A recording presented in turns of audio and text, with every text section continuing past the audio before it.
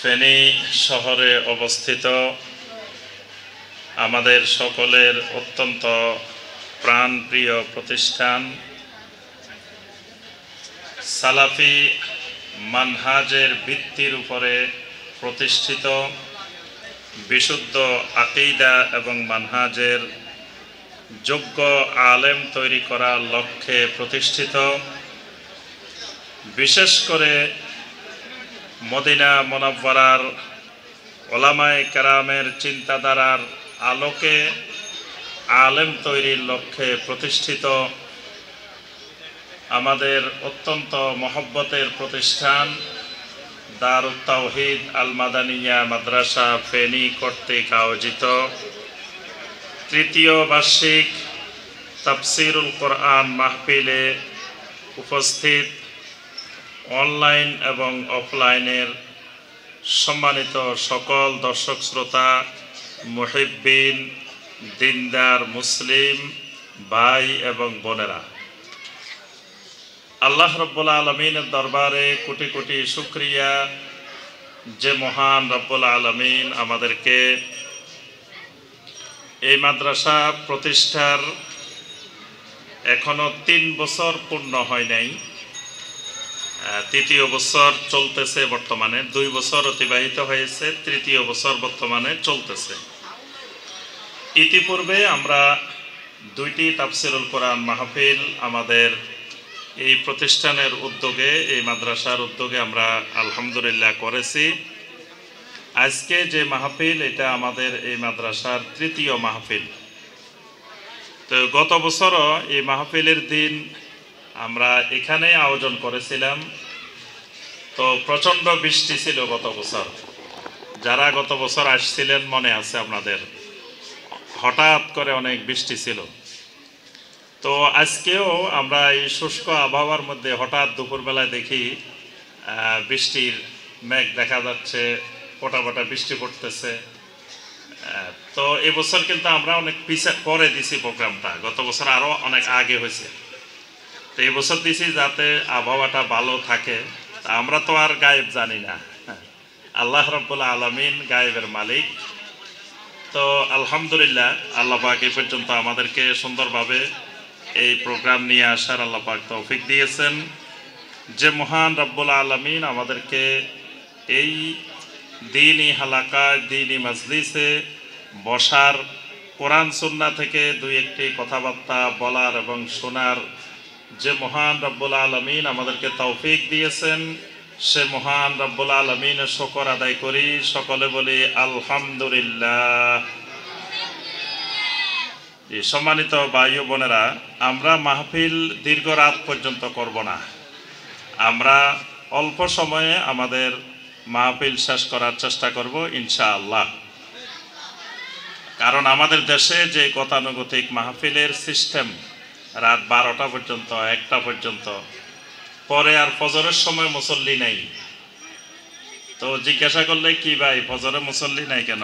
আজকে মাহফিল গেছে না, মানে মাহফিলের দিন আর ফজরের নামাজ লাগে না। তো যে মাহফিল ফজরের মুসল্লি বন্ধ করে দেয়, মুসল্লি কমাই দিয়ে, সেই মাহফিল করার চেয়ে না করা ভালো। তারপরে এই মাইকের আওয়াজ, চারিদিকে অসুস্থ মানুষ থাকেন, অনেকে পড়ালেখা আছে, এখন বার্ষিক পরীক্ষা চলতেছে ছাত্রছাত্রীদের। তো দেখা যায় রাত 12টা 1টা পর্যন্ত মানুষকে আর ঘুমাইতে দিচ্ছে না, প্রচণ্ড কষ্ট দিচ্ছে। আমরা এই কারণে দীর্ঘ রাত আমরা এই মাহফিল করব না, অল্প সময় ইনশাল্লাহ আমাদের প্রোগ্রাম শেষ হবে। আমাদের যে সম্মানিত 2 জন মেহমান, আমাদের শায়েখ ডক্টর আবু বকর মোহাম্মদ জাকারিয়া হাফেজাহুল্লাহ, তিনি আমাদের সামনে উপস্থিত হয়ে গেছেন, মাদ্রাসায় চলে আসছেন আলহামদুলিল্লাহ। এরপর আমাদের আরেকজন সম্মানিত আলোচক শায়েখ ডক্টর মোহাম্মদ সাইফুল্লাহ হাফেজাহুল্লাহ, তিনিও আমাদের ফেনীতে চলে আসছেন, কিছুক্ষণের মধ্যে আমাদের মাদ্রাসায় চলে আসবেন। তো ইনশাআল্লাহ আমরা প্রোগ্রাম শুরু করতে বা শেষ করতে আমাদের আলহামদুলিল্লাহ আশা করি সমস্যা হবে না, মেহমানেরা উপস্থিত।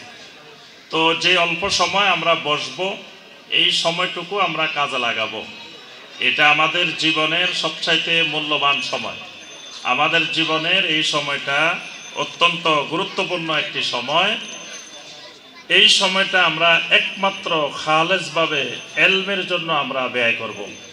আর এলমের জন্য যে সময়টা ব্যয় করা হয় এটাই সবচেয়ে উত্তম সময়, এটাই হলো একটা শ্রেষ্ঠতম নুসুকি ইবাদত। তা আল্লাহ পাক আমাদেরকে মনোযোগের সাথে আদাবের সাথে এই দ্বীনি মাজলিসে বসার, এখান থেকে আমাদেরকে কিছু ইলম চর্চা করার আল্লাহ পাক আমাদেরকে তৌফিক দান করুন। সকলে বলি আল্লাহুম্মা আমিন। সম্মানিত ভাই ও বোনেরা, এখন আমি সংক্ষেপে একটু আলোচনা করব, আর পরবর্তীতে আরেকবার আপনাদের সামনে মাদ্রাসা সংক্রান্ত, যেহেতু এই মাদ্রাসা আমি প্রতিষ্ঠাতা, আমি পরিচালনা করি আপনাদের সকলের সহযোগিতা নিয়ে, তো এই কারণে মাদ্রাসা সংক্রান্ত বিষয়ে পরবর্তীতে সংক্ষেপে একটু কথা বলবো। এখন আমরা যে বিষয়ে আলোচনা করব বিষয়টা হলো আত-তাওবা ওয়াল ইস্তিগফার। তাওবা এবং ইস্তিগফার এটা আমাদের ঈমানদারের জন্য, মুমিনের জন্য অত্যন্ত গুরুত্বপূর্ণ একটা বিষয়। কারণ আমরা প্রতিনিয়ত গুনাহ করে থাকি। গুনাহ করি না আমরা? গুনাহ করেন না কে কে দেখি? একটা গুনাহ করেন না এরকম আছেন? আমিও না, আপনারাও না, কেউ না। আমরা সবাই কি করি? প্রতিনিয়ত গুনাহ করি। নবী সাল্লাল্লাহু আলাইহি ওয়াসাল্লাম বলেন, কুল্লু বানি আদম খাত্তাউন। যত বনি আদম আছে পৃথিবীতে, আদম সন্তান আছে, প্রত্যেক আদম সন্তানেরা গুনাহ করে। তবে ওয়া খায়রুল খাত্তাইনা আত-তাওয়াবুন। ওই গুনাহকারীরা উত্তম, ওই গুনাহকারীরা ভালো মানুষ, যেই গুনাহকারীরা গুনাহ করার পরে তাওবা করে ফেলে। সুবহানাল্লাহ। গুনাহ করে, গুনার পরে তওবা করে। যেই বনি আদম গুনাহ করে তওবা করে, এই বনি আদমগুলো ভালো মানুষ। আল্লাহ রাব্বুল আলামিনের কাছে এরা সবচাইতে উত্তম মানুষ, সেরা মানুষ। সুবহানাল্লাহ।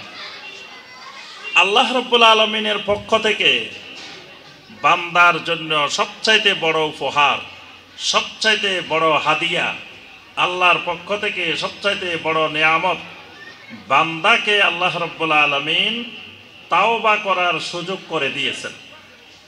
যদি এমন হতো বান্দা অপরাধ করছে কিন্তু ফিরে আসার কোনো সুযোগ নাই, তাহলে পরিস্থিতিটা কেমন দাঁড়াইতো? কিন্তু আল্লাহ রাব্বুল আলামিন বান্দাকে গুনাহ করে গুনাহ থেকে ফিরে আসার আল্লাহ পাক সুযোগটা সৃষ্টি করে দিয়েছেন। তো যেই পদ্ধতিতে গুনাহ থেকে ফিরে আসা হয় ওই পদ্ধতিটার নাম হলো তাওবা। আদম আলাইহিস সালামকে আল্লাহ রাব্বুল আলামিন সর্বপ্রথম যেই জিনিসটি, যেই ইবাদতটি, যে আমলটি শিখাইছেন সেটি হলো তাওবা। কোরআনে কারিমে সূরা আল বাকারার 37 নম্বর আয়াতে কারিমে আল্লাহ পাক বলছেন, ফাতালাক্কা আদামু মির রাব্বিহি কালিমাতিন ফাতাবা আলাই ইন্নাহু হুয়াত তাওয়াবুর রহিম। ফাতালাক্কা আদামু মির রাব্বিহি, আদম তার রবের পক্ষ থেকে প্রাপ্ত হইলেন, পাইলেন, কালিমাতিন, কিছু কালেমা। রবের পক্ষ থেকে এমন কিছু কালেমা আদম পাইলেন, ফাতাবা আলাইহি, ওই কালেমা গুলার মাধ্যমে যখন আদম আলাইহিস সালাম আল্লাহ রাব্বুল আলামিনের কাছে তাওবা করলেন, ইস্তিগফার করলেন, আল্লাহ রাব্বুল আলামিন আদম আলাইহিস সালামকে ক্ষমা করে দিলেন। সুবহানাল্লাহ। কালেমাগুলা কি? সূরা আল আরাফের 23 নম্বর আয়াতে আল্লাহ পাক ওই কালেমাগুলা উল্লেখ করে দিয়েছেন। কালেমাগুলা হলো রব্বানা যালামনা আনফুসানা ওয়া ইল্লাম তাগফির লানা ওয়া তারহামনা লানাকুনান্না মিনাল খাসিরিন।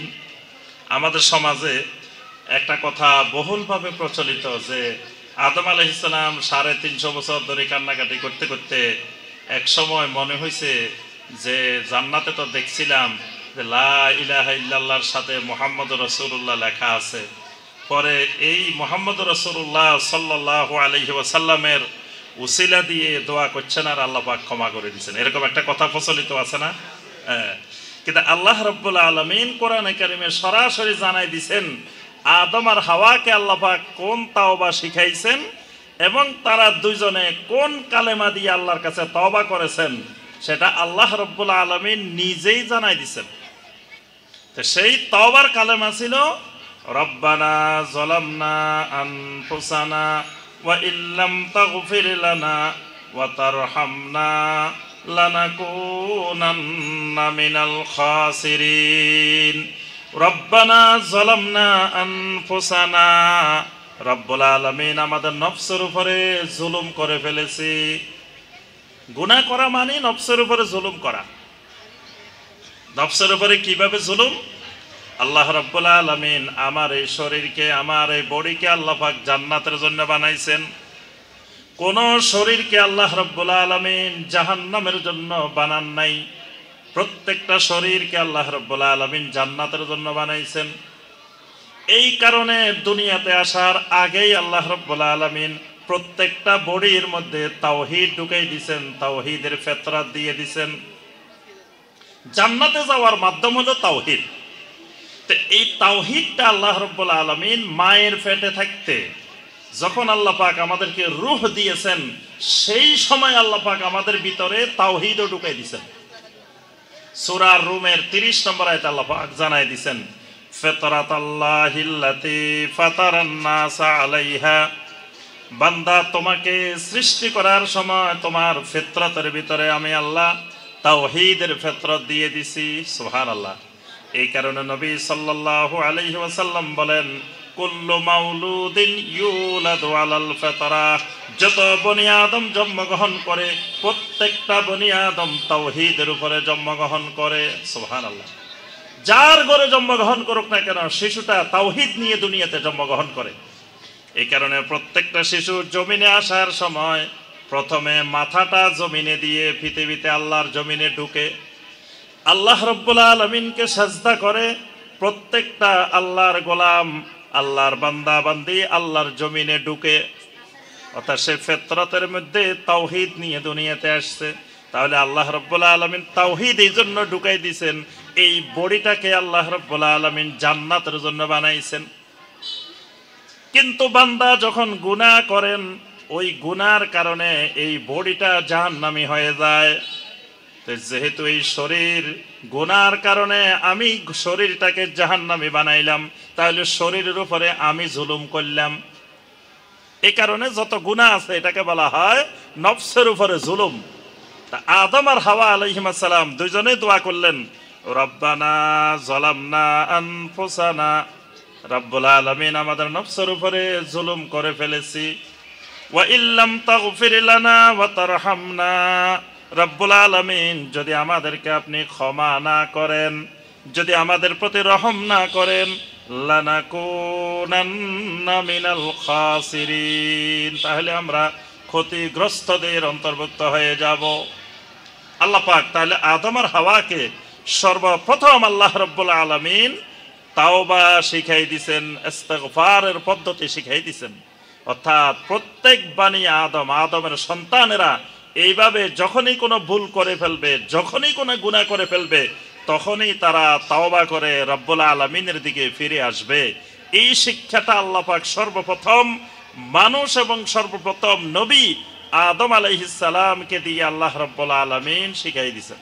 সুবহানাল্লাহ।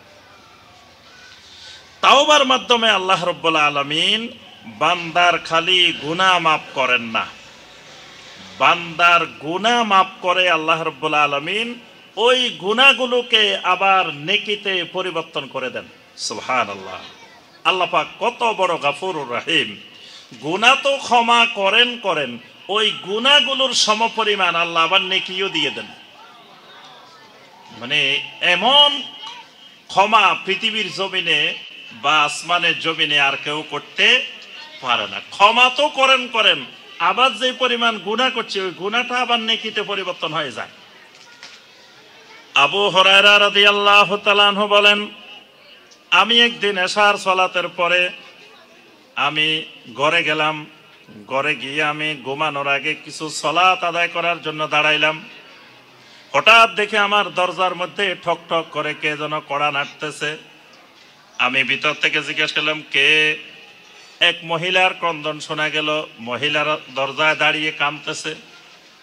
আমি আবু হুরায়রা জিজ্ঞেস করলাম, মহিলা তুমি কাঁদো কেন, তোমার কাঁদার কারণ কি? মহিলা বলে, আবু হুরায়রা, আমি জীবনে এত গুনাহ করেছি, এত অপরাধ করেছি, মনে হয় আমার আল্লাহ কোনোদিন আমার এই গুনাহ ক্ষমা করবেন না। মহিলা হাওমা করে কাঁদতেছে। আবু হুরায়রা রাদিয়াল্লাহু তাআলা আনহু বলেন, আমি জিজ্ঞেস করলাম, মহিলারে তোমার গুনাহ কি? কোন গুনাহ, এমন গুনাহ করছো যে গুনাহ আল্লাহ রাব্বুল আলামিন ক্ষমা করবেন না? মহিলা বলে, আবু হুরায়রা, আমি জেনা ব্যভিচারের ব্যবসা করতাম, আমি একজন পেশাদার ব্যবসায়ী, জেনা ব্যভিচারকারিনী। কত মানুষের সাথে জেনা ব্যভিচার করেছি এটার কোনো হিসাব নাই। এমনকি আমি জেনা ব্যভিচার করতে করতে করতে করতে এক সময় আমার পেটে অবৈধ সন্তান পর্যন্ত জন্ম হয়েছে। আমি যার সন্তানের মা হয়েছি, আমার মনে হয় আল্লাহ রাব্বুল আলামিন এত বড় গুনাহ আমার ক্ষমা করবেন না।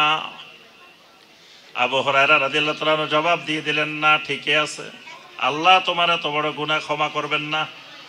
মহিলা আরো জোরে চিৎকার করে করে কাঁদে, আহারে আল্লাহ বুঝি আমার এই শরীরটা জাহান্নামের জন্য বানাইছে। মহিলা কাঁদে আর বলে, আল্লাহ আপনি বুঝি আমার এই শরীরটা জাহান্নামের জন্য বানাইছেন, আমারে বুঝি আল্লাহ জান্নাত দিবেন না। আবু হুরায়রা রাদিয়াল্লাহু তাআলা আনহু পরের দিন নবী সাল্লাল্লাহু আলাইহি ওয়াসাল্লামের কাছে গেলেন, যাই বললেন, ইয়া রাসূলুল্লাহ সাল্লাল্লাহু আলাইহি ওয়াসাল্লাম, গতকাল রাত্রে আমার কাছে একজন মহিলা এসেছিল, এরকম এরকম ঘটনার বর্ণনা দিছে, আমি আবু হুরায়রা জানাই দিছি তোমার জন্য আল্লাহর জান্নাত নাই। আল্লাহ রাসূল সাল্লাল্লাহু আলাইহি ওয়াসাল্লাম বলেন, আবু হুরায়রা, তুমি কি কোরআনে কারীমের সূরা আল ফুরকানের 70 নম্বর আয়াত, 71 নম্বর আয়াত, এই আয়াতগুলোকে তুমি ভুলে গেছো? আল্লাহ রাব্বুল আলামিন জানাই দিছেন, ইল্লা মান তাবা ওয়া আমানা ওয়া আমিলা আমালান সালিহা ফাউলাইকা ইউবাদদিলুল্লাহু সাইয়্যাতিহিম হাসানাত ওয়া কানাল্লাহু গফুরার রহিমা। আবু হুরায়রা, এই আয়াত কি তুমি ভুলে গেছো?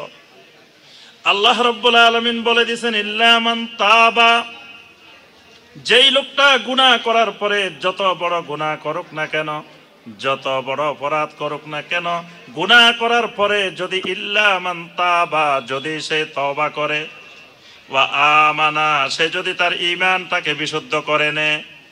এখানে ঈমানের কথা আসছে এই জন্য, কেউ যদি শিরিকের থেকে তওবা করে, শিরিকের থেকেও তওবা আছে। কবিরা গুনাহ থেকে তওবা করলে ঈমান আনা লাগে না, কবিরা গুনাহ করলে ঈমান যায় না। কিন্তু শিরিক করছে, ঈমান চলে গেছে, কুফরি করছে, ঈমান চলে গেছে। এইরকম গুনাহ করার পরেও যদি ইল্লা মান তাবা ওয়া আমানা, সে সঠিকভাবে ঈমানটা আনে, ওয়া আমিলা আমালান সালিহা, যদি সে আমলে সালেহটা করে, তাহলে ফাউলাইকা ইউবাদদিলুল্লাহু সাইয়্যাতিহিম হাসানাত, আল্লাহ রাব্বুল আলামিন তার যত গুনাহগুলো আছে, ওই গুনাহগুলোকে আল্লাহ রাব্বুল আলামিন সাইয়্যাত গুলোকে হাসানাত দিয়ে পরিবর্তন করে দিবেন। সুবহানাল্লাহ।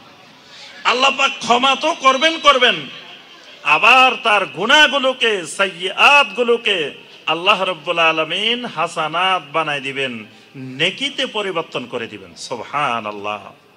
এটা বলেই আল্লাহ পাক আল্লাহর পরিচয়টা দিবেন, শোনো, ওয়া কানাল্লাহু গফুরার রহিমা, আমি আল্লাহ তোমাদেরকে অসংখ্য অগণিত নামের মধ্য থেকে 99টা নাম জানাই দিছি, বাকিগুলো জানাই নাই, বাকিগুলো আমার ইলমে গায়েবের মধ্যে আছে। তো যে নামগুলো জানাই দিছি, এই নামগুলোর মধ্যে 2টা নাম আমার আছে, ওয়া কানাল্লাহু গফুরার রহিমা, আল্লাহ হলেন গফুর, আল্লাহ হলেন এমন ক্ষমাকারী, এমন মাগফিরাতকারী, যেই মাগফিরাতের সমকক্ষ আর কোনো মানুষ, কোনো মাখলুক করতে পারে না। আল্লাহ হলেন রাহিমা, এমন রহমতের মালিক, এমন রহম করেন যেই রহম আর কেউ করতে পারে না। সুবহানাল্লাহ। তাহলে যত বড় গুনাহ হোক, বান্দা যদি তওবা করে ফিরে আসেন, আল্লাহ রাব্বুল আলামিন ক্ষমা তো করেন, আবার গুনাহগুলোকে নেকিতে পরিবর্তন করে দেন। এই কারণে আল্লাহ রাসূল সাল্লাল্লাহু আলাইহি ওয়াসাল্লাম বলেন, খিয়ারুকুম ফিল জাহিলিয়্যা খিয়ারুকুম ফিল ইসলাম। যে মানুষটা জাহিলি যুগের উত্তম মানুষ, যেই মানুষটা জাহিলি যুগের ভালো মানুষ, এই মানুষটা ইসলামী যুগেরও ভালো মানুষ। সুবহানাল্লাহ। এর কারণ কি? জাহিলি যুগে এই মানুষটা যত গুনাহ করছে, যত খারাপ কাজ করছে, যখন সে ইসলামে চলে আসছে তখন তার জাহিলিয়াতের সকল অপরাধগুলো, গুনাহগুলো আবার নেকিতে পরিবর্তন হয়ে গেছে। সুবহানাল্লাহ। এই কারণে আল্লাহ পাক সকল ঈমানদারকে লক্ষ্য করে বলছেন, ঈমানদাররা তোমরা কি করো? সূরা তাহরিমের ৮ নম্বর আয়াত, ইয়া আইয়ুহাল্লাযীনা আমানু তুবু ইলাল্লাহি তাওবাতান নাসুহা। ইয়া আইয়ুহাল্লাযীনা আমানু, আল্লাহ পাক কাদেরকে ডাকছেন? আপনারা কি শুনতেছেন না? মানে আমার কথা বুঝতেছেন না? বুঝতেছেন কথা? তাহলে কোনো কথাবার্তা বলতেছেন না দেখি। আল্লাহ পাক এখানে কাদেরকে ডাকছেন? ঈমানদার না আমাদেরকে? আমরা ঈমানদার না? তাই আরেকজনের কথা কনকা, আগে নিজের কথা কই। বাঙালির অভ্যাস, কোরআনের কোন আয়াতগুলোকে নিজের দিকে নিসবত করে না, খালি মানুষের জন্য নিসবত করে। মানে মনে হয় কোরআন নাজিল হইছে অন্য বাইরে যারা আছে এদের জন্য, আমাদের জন্য না। কোরআন আগে কার জন্য? ইয়া আইয়ুহাল্লাযীনা আমানু কু আনফুসাকুম ওয়া আহলিকুম নারা। ও ঈমানওয়ালারা, আগে নিজেকে জাহান্নামের আগুন থেকে বাঁচাও। আগে আমি বাঁচতে হবে। ফেনী জেলার সব মানুষ বাঁচে গেছে, আমি বাঁচলাম না, তা লাভটা কি? আমার লাভ কি? আগে আমার নিজেকে জাহান্নামের আগুন থেকে বাঁচাইতে হবে, বাকিরা যেদিকে যাবে দেখ ওইটা পরে। আগে আল্লাহ রাব্বুল আলামিনের যত নির্দেশ আছে কোরআনে, আগে নিজের মধ্যে সেট করতে হবে, বাকিরা যেদিকে যাবে দেখ বাকিরা পরে। এজন্য আব্দুল্লাহ ইবনে মাসউদ রাদিয়াল্লাহু তাআলা আনহু বলছেন যে তুমি জমিনে একজন একা তাওহীদের উপরে দাঁড়িয়ে থাকবা, তুমি একাই এক জামাত। সুবহানাল্লাহ। মানে দেখতেছেন আপনি পুরা বাংলাদেশে কেউ তাওহীদের উপরে নাই, আপনি একজন, তা আপনি একজনে এক জামাত।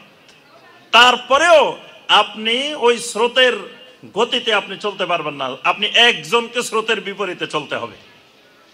এই কারণে কোরআনে কারিমের যত জায়গায় আল্লাহ পাক বলবেন ইয়া আইয়ুহাল্লাযীনা আমানু, আপনি আমি বলবো আমার রব্বে কারীম, এখানে আমাকে ডাক দিছেন, আমাকে বলতেছেন কথাটা। কিন্তু আমরা কই কি ওই ঈমানদারদেরকে বলছে, মানে আমি না, এটা আমার জন্য না। এজন্য কোরআনের আয়াতগুলো আমার নিজের মধ্যে ঢুকাই না। তা আল্লাহ পাক এখানে আমাদেরকে ডেকে বলছেন তুবু ইলাল্লাহি তাওবাতান নাসুহা। ও ঈমানদারেরা, তুবু ইলাল্লাহ, আল্লাহর দিকে ফিরে আসো, তওবা করো। কিরকম তওবা করবা? তাওবাতান নাসুহা। তওবাটা কেমন হবে? কথা কয় না। তাওবাতান নাসুহা, তওবা হবে কেমন? তাওবাতান, আবারও বলে গেছে, তাওবাতান নাসুহা। আল্লাহর পরিভাষায় বলেন, আল্লাহ বলছে তওবা করতে কিরকম তওবা? তাওবাতান নাসুহা, এটা মনে রাখতে হবে। এবার আসেন তাহলে তওবা কয় প্রকার? যেহেতু এক তওবার নাম তাওবাতান নাসুহা, তাহলে তওবা আরো আছে। কি? তওবা যদি না থাকতো তাহলে কিন্তু তাওবাতান নাসুহা হইতো না। আচ্ছা দেখবেন অনেক মধুর আগে দিয়ে লেখা আছে খাঁটি মধু, লেখা আছে না?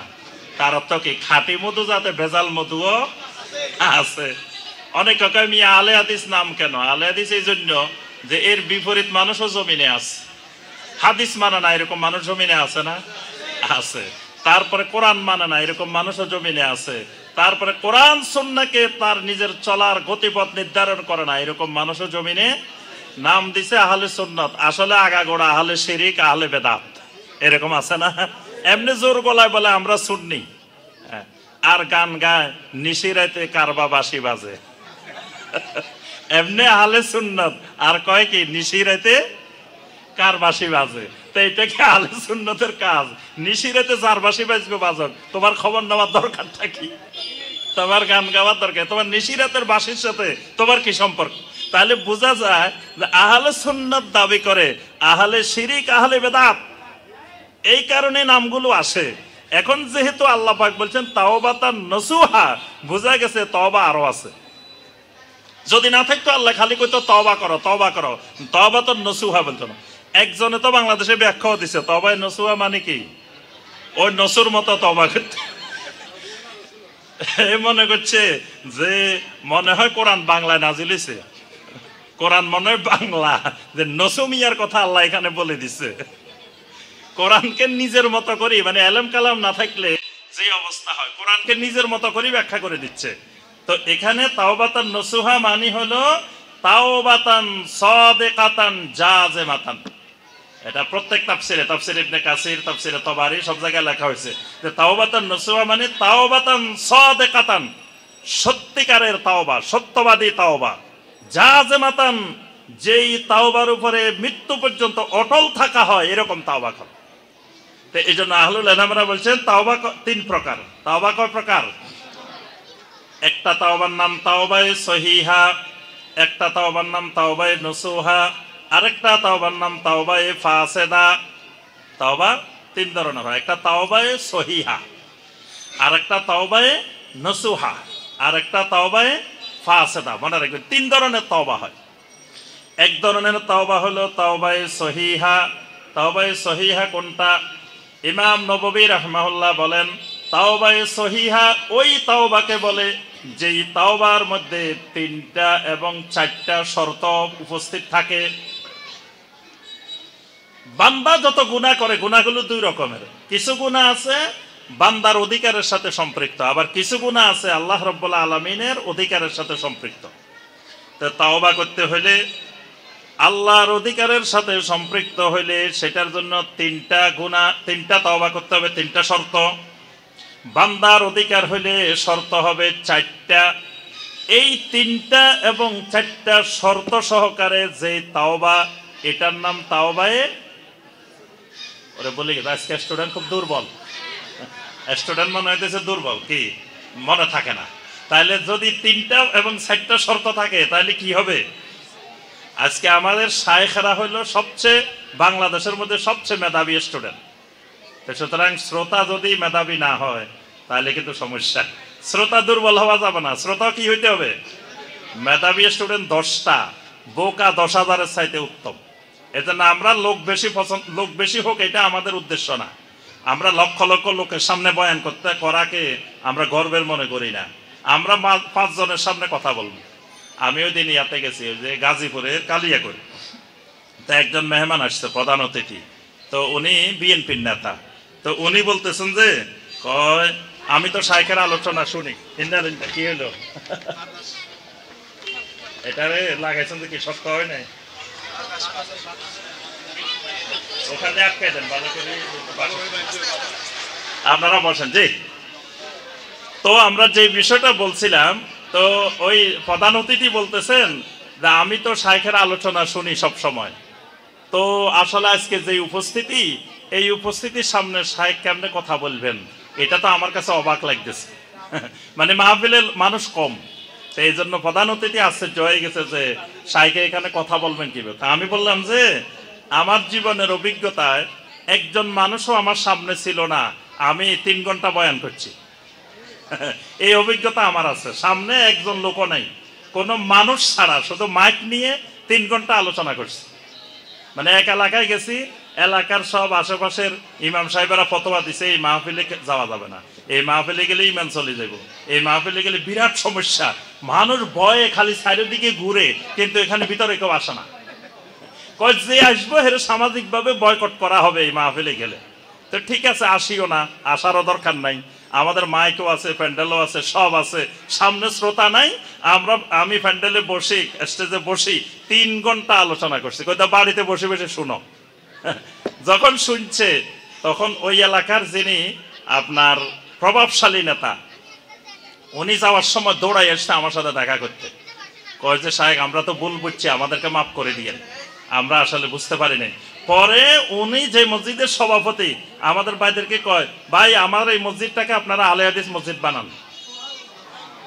বুঝতে পারছেন? তো আমি মানুষ ছাড়াও তো আমরা আলোচনা করি, মানুষ 5 জন না 10 জন না কয়জন এটা আমাদের সামনে মুখ্য বিষয় নয়। আরে আমাদের সারা দুনিয়ার আলেম সবগুলারে একত্র করলে, মুফতি সবগুলা একত্রিত করলে, মুহাদ্দিস সবগুলা একত্রিত করলে, নূহ আলাইহিস সালাম যে রাস্তা দিয়ে হাঁটি যাইতেন, যে দুলা তার পায়ের সাথে লাগতো, ওই দুলার ধারে কাছেও তো আমরা নাই। সেই আল্লাহর নবী নূহ আলাইহিস সালাম 950 বছর পর্যন্ত দাওয়াত দিয়েছেন, অথচ তার সামনে মানুষ 10টা নাই 20টা নাই। তো এই জন্য কি নূহ আলাইহিস সালামের মর্যাদা কমে গেছে? নূহ আলাইহিস সালামের কোনখান থেকে কমতি হয়েছে? নূহ আলাইহিস সালাম সফল, যারা তার দাওয়াত গ্রহণ করতে পারে নাই তারা বিফল, তারা ব্যর্থ। এই কারণে নবীওয়ালা দাওয়াতের বৈশিষ্ট্য হলো মানুষ কয়জন এটা জরুরি বিষয় না। তবে আলহামদুলিল্লাহ আমাদের এখানে যেগুলো আসে সব সান কোয়াইল্লা, কি সব মেধাবী স্টুডেন্ট আলহামদুলিল্লাহ। এই কারণে আমাদের ওস্তাদও আজকে 2 জনেই কিন্তু প্রচন্ড মেধাবী, আপনারা জানেন। আমার থেকে আপনারা ভালো করেছিলেন। ডক্টর আবু বকর জাকারিয়াকে আপনারা আমার থেকে বেশি ছিলেন আলহামদুলিল্লাহ। তারপরে ডক্টর সাইফুল্লাহ হাফেজাউল্লাহ, ওনাকে আপনারা ভালো করেছিলেন। এই জন্য আজকে বক্তা মেধাবী, স্টুডেন্টও কি হওয়া লাগবে? আল্লাহ পাক আমাদের মেধাকে আরো বাড়াই দিন। জি, তো আমরা যে বিষয় বলছিলাম, তওবা কয় প্রকার? 3 প্রকার। এই তো স্টুডেন্ট আবার মেধা খুলে গেছে, দেখছেন আল্লাহ মেধা খুলে দিছে। তাহলে তওবা কয় প্রকার? 1 নম্বরটা তাওবায়ে সহিহা। যদি বান্দার অধিকার হয় 4টা শর্ত, আল্লাহর অধিকার হইলে 3টা। এটা ফিল আপ হইলে তাহলে এই তাওবার নাম তাওবায়ে সহিহা। তাহলে আল্লাহর অধিকার হলে কি করতে হবে? 1 নম্বরে যেই গুনার কাজটা করছি এই গুনার কাজটা আজকে থেকে ছেড়ে দিতে হবে। এখন গুনাও কর্ম আর খালি আল্লাহ আমারে মাফ করে দেন, আল্লাহ তওবা করলাম, আল্লাহ তওবা করলাম। ওই দেখবেন পাগড়ি ধরে ধরে তওবা করে আমাদের দেশে, করে না? পাগড়ির তওবা দেখছেন? এই তওবার নাম হলো তাওবায়ে ফাসেদা। এই তওবার নাম কি? তাওবায়ে ফাসেদা। কারণ আল্লাহ রাব্বুল আলামিন নবী সাল্লাল্লাহু আলাইহি সাল্লামের পরে কিয়ামত পর্যন্ত কাউকে বরকতওয়ালা বানান নাই। সুতরাং কেউ বরকতের বায়াত, বরকতের তাওবা এরকম পৃথিবীতে করানোর অধিকার কারো নাই। সুতরাং এই পাগড়িদরি তওবা, গুনাহ চলে তওবাও চলে। এই তাওবার নাম তাওবায়ে ফাসেদা। তাহলে তওবা করতে হলে 1 নম্বরে গুনাহ ছেড়ে দিতে হবে, যেই গুনাহ তওবা এই গুনাহটা ছেড়ে দিতে হবে। 2 নম্বরে মৃত্যু পর্যন্ত আর কোনোদিন এই গুনাহ দ্বিতীয়বার করব না। আল্লাহ রাব্বুল আলামিনের সাথে এই প্রতিজ্ঞাবদ্ধ হইতে হবে, ওয়াদাবদ্ধ হওয়া লাগবে যে আল্লাহ এই গুনাহ আমি দ্বিতীয়বার আর জীবনে করব না। 3 নম্বরে অতীতে যেই গুনাহ করে ফেলেছি ওই গুনাহর জন্য আল্লাহর কাছে ইস্তিগফার করা লাগবে, আল্লাহর কাছে ক্ষমা চাইতে হবে। আল্লাহ যেই গুনাহটা আমি করে ফেলেছি এটা মৃত্যু পর্যন্ত ক্ষমা চাইতে হবে। কারণ আপনি তো জানেন না যে ক্ষমা পাইছেন কিনা। আপনারা আল্লাহ বলে দিবে যে তোমারে ক্ষমা করে দিলাম, তা আপনি জানবেন কেমনে ক্ষমা করে দিচ্ছেন? তাহলে আপনাকে আমাকে তওবার পরে মৃত্যু পর্যন্ত ইস্তিগফার অব্যাহত রাখতে হবে। এই জন্য নূহ আলাইহিস সালাম দাওয়াত দিতে গেলে তার কওমকে বারবার বলতেন, ফাকুলতু আস্তাগফিরু রাব্বাকুম ইন্নাহু কানা গাফফারা ইউরসিলিস সামাআ আলাইকুম মিদরারা। নূহ আলাইহিস সালাম বলতেন, ও আমার কওমের লোকেরা, ইস্তাগফিরু রাব্বাকুম, তোমাদের রবের কাছে ইস্তিগফার করো, রবের কাছে ইস্তিগফার করো। ইন্নাহু কানা গাফফারা, তোমাদের রব হলেন গাফফার, তোমাদের রব তোমাদেরকে সব ক্ষমা করে দিবেন। সুবহানাল্লাহ। তাহলে আল্লাহর হক হইলে 3টা। 1 নম্বরে গুনাহ ছাড়তে হবে, 2 নম্বরে মৃত্যু পর্যন্ত করব না আল্লাহর সাথে ওয়াদা করতে হবে, 3 নম্বরে অতীতে যেটা করে ফেলেছি সেটার জন্য ইস্তিগফার করতে হবে। যদি সেটা বান্দার হক হয় আরো একটা শর্ত যোগ হবে। যদি সেটা বান্দার হক হয়, বান্দার হক বান্দাকে ফেরত দিতে হবে, বান্দার হক বান্দাকে ফেরত দিয়ে দিতে হবে।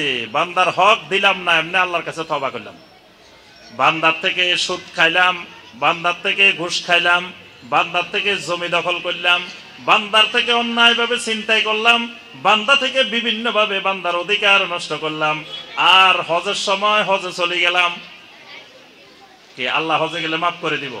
হ্যাঁ, যদি ওমরায় চলে গেলাম, রমজান মাসে ওমরায় চলে গেছি, আল্লাহ মাফ করে দিবে না। বান্দার হক যদি হয় বান্দাকে ফেরত দিয়ে বান্দার থেকে ক্ষমা নিতে হবে।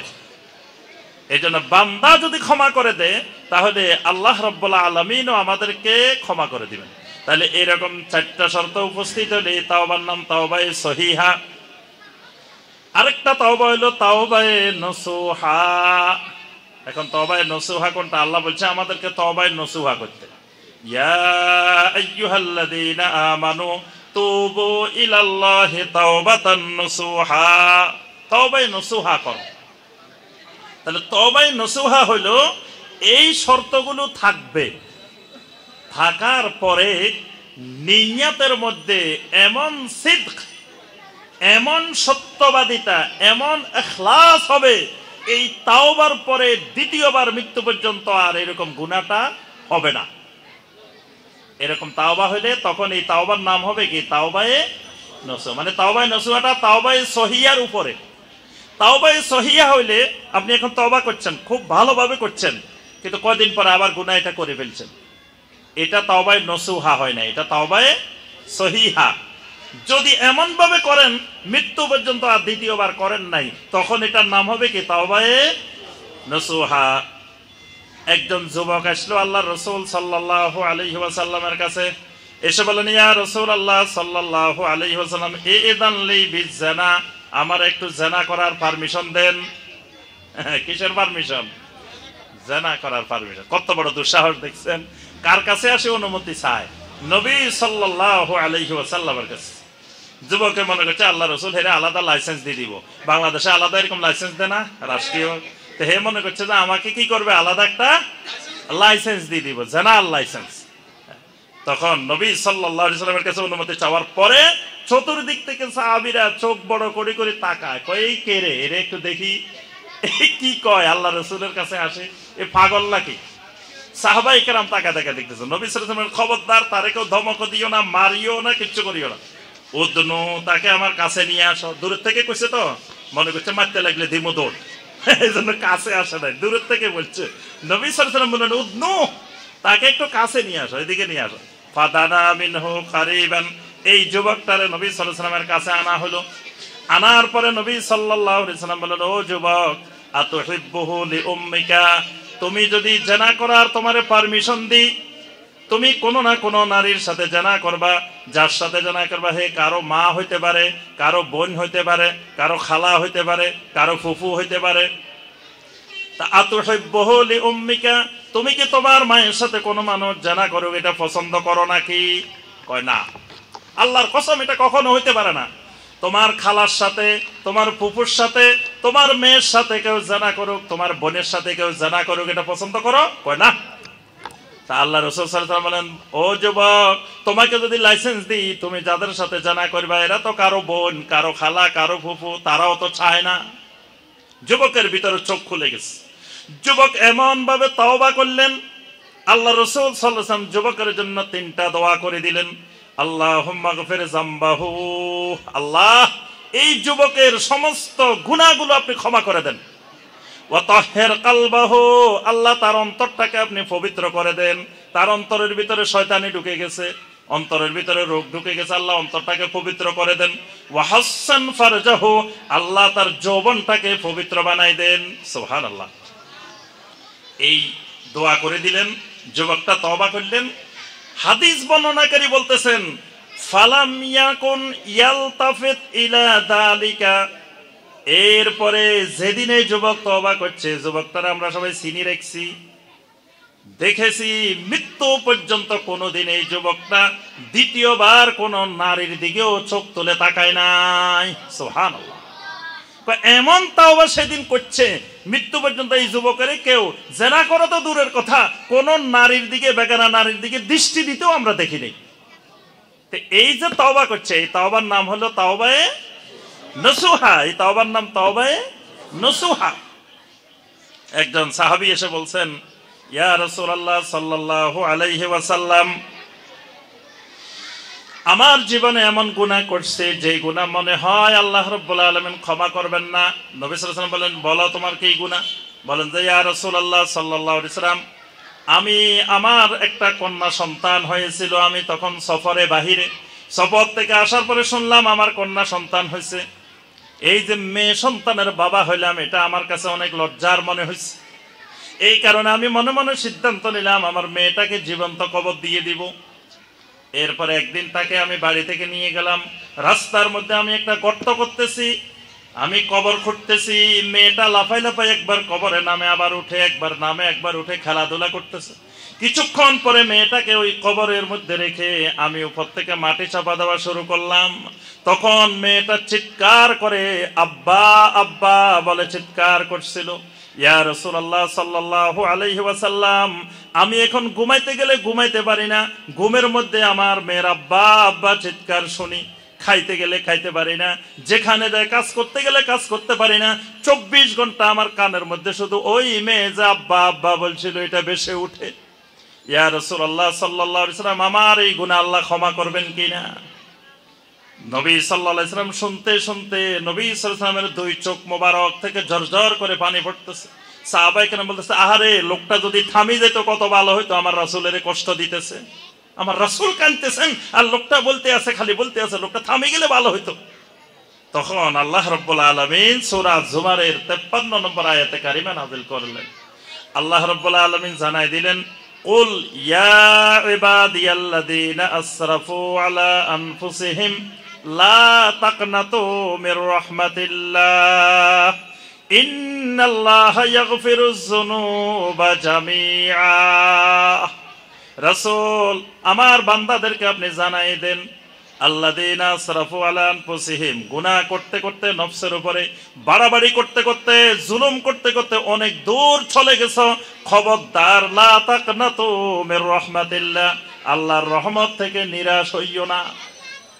ইন্নাল্লাহা ইয়াগফিরুয যুনুবা জামিআ, তোমার এই গুনাহ তোমার কাছে মনে হইতেছে অনেক বিশাল, কিন্তু আমি আল্লাহর গাফুর নামের কাছে এটা একেবারে নগণ্য ক্ষুদ্র।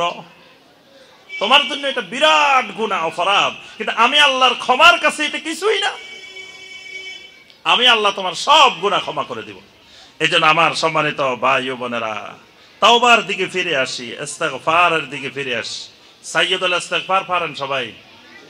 জি, কে কে পারেন দেখি? ও আল্লাহ, মাশাআল্লাহ মাশাআল্লাহ। অনেক মাহফিলে জিজ্ঞেস করে দুইজনও হাত তোলে না, অনেকে নামও শুনে নাই। সাইয়্যিদুল ইস্তিগফার আবার কি বলেন তো দেখি? শুরু হবে কি দিয়ে সাইয়্যিদুল ইস্তিগফার? আল্লাহুম্মা আনতা রাব্বি লা ইলাহা ইল্লা আনতা। এটা তাওহীদের ইস্তিগফার, এইজন্য এটা সাইয়্যিদুল ইস্তিগফার। তাওহীদের কারণে এটা হয়ে গেছে কি সাইয়্যিদুল ইস্তিগফার। এটা যদি সকালবেলায় পড়েন তাহলে সন্ধ্যার আগে যদি মৃত্যু হয় কি হবে? নবী সাল্লাল্লাহু আলাইহি ওয়াসাল্লাম বলেন ফাহুয়া মিন আহলিল জান্নাহ। সন্ধ্যায় পড়লে সকালের আগে মৃত্যু হলে নবী সাল্লাল্লাহু আলাইহি ওয়াসাল্লাম বলেন ফাহুয়া মিন আহলিল জান্নাহ। সুবহানাল্লাহ। বেশি বেশি ইস্তিগফার করতে হবে। আস্তাগফিরুল্লাহ ওয়া আতুবু ইলাইহি। তবে আমাদের দেশের প্রচলিত হলো কি আস্তাগফিরুল্লাহ রাব্বি মিন কুল্লি যামবি ওয়া আতুবু ইলাইহি, কিন্তু এটা ইস্তিগফারের এই সিগা এই লফজ হাদিসের মধ্যে এইভাবে আসে নাই। বলতে হবে হয় আস্তাগফিরুল্লাহ ওয়া আতুবু ইলাইহি, আস্তাগফিরুল্লাহ আল্লাযী লা ইলাহা ইল্লা হুয়াল হাইয়ুল কাইয়্যুম ওয়া আতুবু ইলাইহি, আস্তাগফিরুল্লাহাল আযীম আল্লাযী লা ইলাহা ইল্লা হুয়াল হাইয়ুল কাইয়্যুম ওয়া আতুবু ইলাইহি। এইভাবে সবসময় ইস্তিগফারও একটা আল্লাহর জিকির। নবী সাল্লাল্লাহু আলাইহি ওয়াসাল্লাম বলেন ইয়া আইয়ুহান নাস তুবু ইলাল্লাহি ওয়াস্তাগফিরু ফা ইন্নী আতুবু ফিল ইয়াউমি মিয়াতা মাররা। আমি দৈনিক 100 বার আল্লাহর কাছে তওবা করি। সুবহানাল্লাহ। আরেক হাদিসে বলছেন আমি 70 বারের বেশি আল্লাহর কাছে ইস্তিগফার করি। সুতরাং আমার উম্মত তোমরাও বেশি বেশি কি করো? তওবা ইস্তিগফার করো। আম্মা জান আয়েশা বলেন ইয়া রাসূলুল্লাহ সাল্লাল্লাহু আলাইহি ওয়াসাল্লাম, আল্লাহ আপনার অতীতের গুনাহ ভবিষ্যতের গুনাহ সব মাফ করে দিয়েছেন, তারপরেও দেখি আপনি ইবাদত করতে করতে করতে পা ফুলাই ফেলতেছেন, চোখ লাল হয়ে যাচ্ছে, সব হলুদ বর্ণ হয়ে যাচ্ছে, আপনি এত বেশি ইবাদত করেন কেন? তখন নবী সাল্লাল্লাহু আলাইহি ওয়াসাল্লাম বললেন আফালা আকুনু আবদান শাকুরা। আমার আল্লাহ যে আমার রব্বে কারীম যে আমারে ক্ষমা করে দিয়েছেন, আমি কি এটা শুকরিয়া আদায় করব না? সুবহানাল্লাহ। এজন্য তওবার পরে বান্দার ইবাদত বেড়ে যায়, আল্লাহর জিকির বেড়ে যায়, যে আল্লাহ যে আমাকে ক্ষমা করছেন এটা শুকরিয়া।